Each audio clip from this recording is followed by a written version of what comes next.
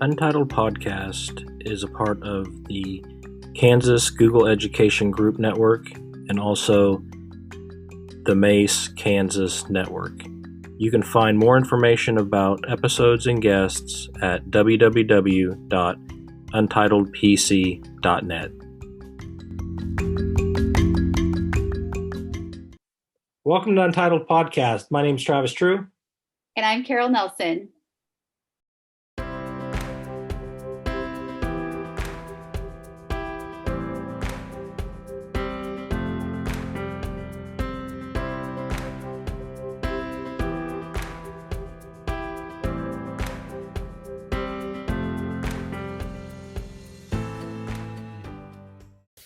Welcome, everyone, to this edition of the podcast. I'm Travis True. And I'm Carol Nelson. We're coming to you end of March, so that means we got some March updates for you. We have just a few updates from March, but they are some pretty big ones. We're going to start with Google Classroom update that I know a lot of people have been looking forward to, and it just got released just a couple weeks ago, so you may have access to it, you may not yet, but that is now in Classroom you can you can schedule one assignment to go across multiple classrooms. So you can set up one assignment and then push that out to multiple classrooms on a schedule, which before you could always push it out, but you had to post it right away. But now you can schedule that. So when you create that assignment, you will select the classes that you want it to go to, and then you go up to where you would the post button, and you click on that little arrow next to the post button, and you hit schedule, and then you'll get another window that pops up that allows you to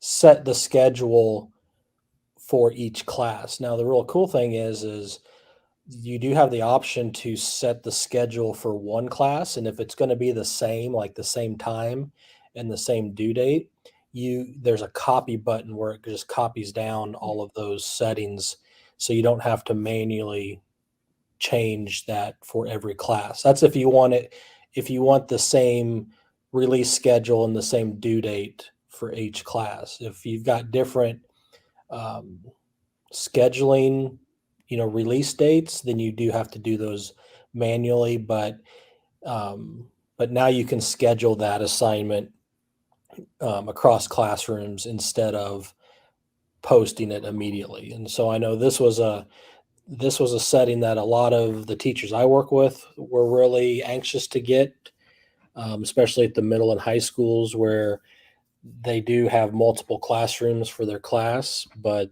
they will have the same assignments. And so they were pretty excited when they found out that we had it on our domain. So you can check that out if you don't have it yet. You just may need to wait a little bit, but you'll get it eventually. That's a great change. It's going to be a time saver.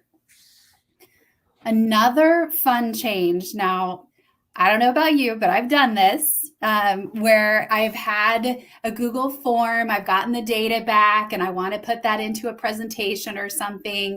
And all the options were basically to copy and paste that into your presentation, a lot of back and forth. And now there's been an update to embed linked Google form charts into Google Docs, slides, and drawings. So another big time saver for us, that it makes it easy to put that data that we're getting from those forms back into other documentation that we might want to be providing around those. So this was a setting that's always been around in Sheets for charts. You could always copy those live charts from Sheets over into Docs. But now this is really cool that you can do it from forms now, because like you said, you just have that little copy button and you get all that live data continues to update your charts. So as you open up that Google Doc, you'll see live data. And so you don't have to go back and copy a fresh new chart and make sure you got the right chart, the right spot. So that is a really good update.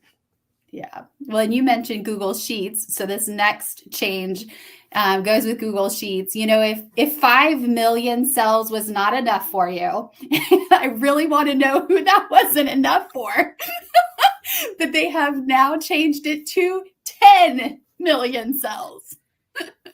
Yeah, I don't. Of all the spreadsheets that ever worked with, I don't think I've ever gotten close to 5 million cells. That's a lot. So That yeah. is a lot.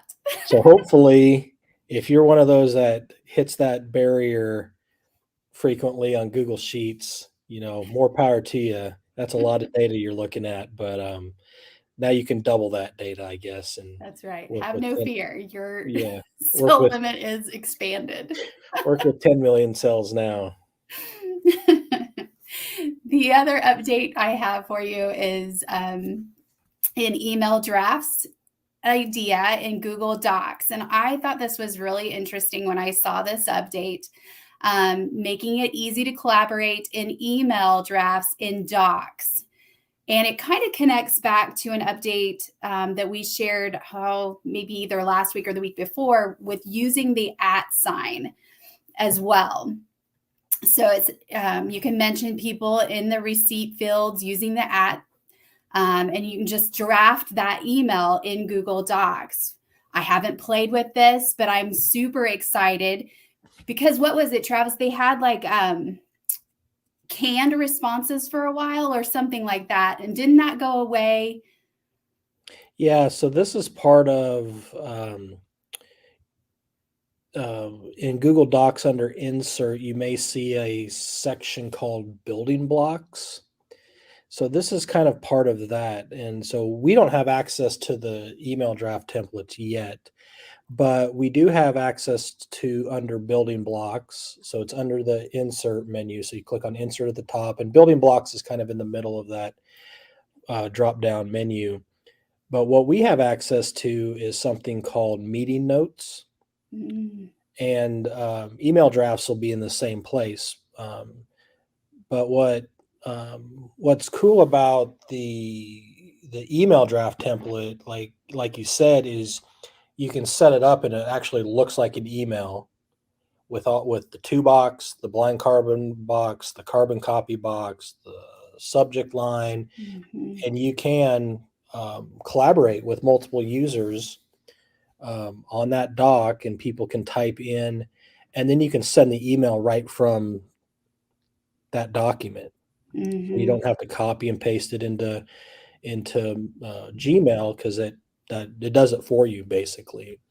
Yeah. When you want to go send it, it just opens up Gmail, generates that message and copies it right in, and all the information. So that's really cool. The meeting notes feature under Building Blocks is cool too, because what that does is when you turn that on, you get a drop down on your Google Doc where it has a list of your Google Calendar meetings and invites, and so you pick that meeting, and then it'll put on the document, it puts the title of the meeting, who was invited, the date and the time. It puts and then it has two different sections: a section for notes, and then a action items section with checkboxes.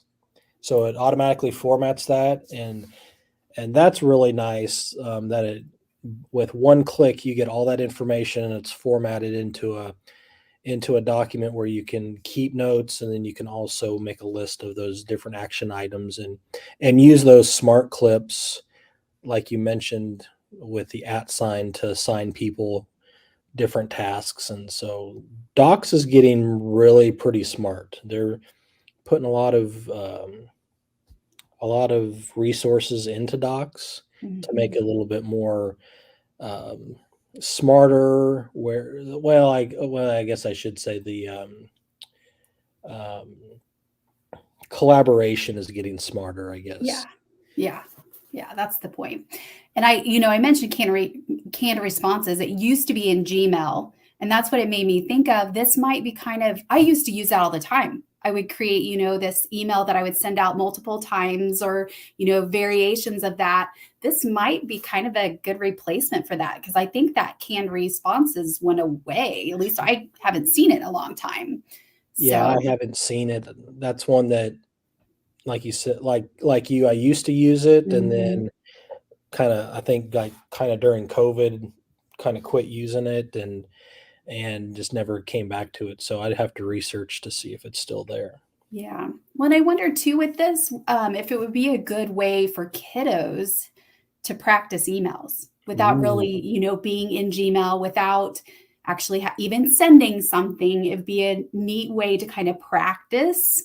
I know that was something my teachers asked for at one point, was how can we, practice that, um, capitalization, all those pieces that we want to see, the to and yeah, the the greeting and the yeah, closing and the body and just yeah. writing that good email. Yeah, I think that's an excellent idea and not something I hadn't thought about. So yeah, that's a great classroom use for that feature.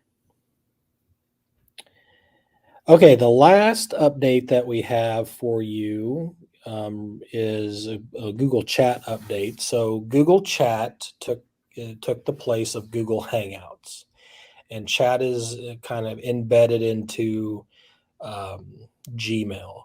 So it lives over there on the side, on the left side, and you can have individual chats. You can set up rooms for multiple people to have.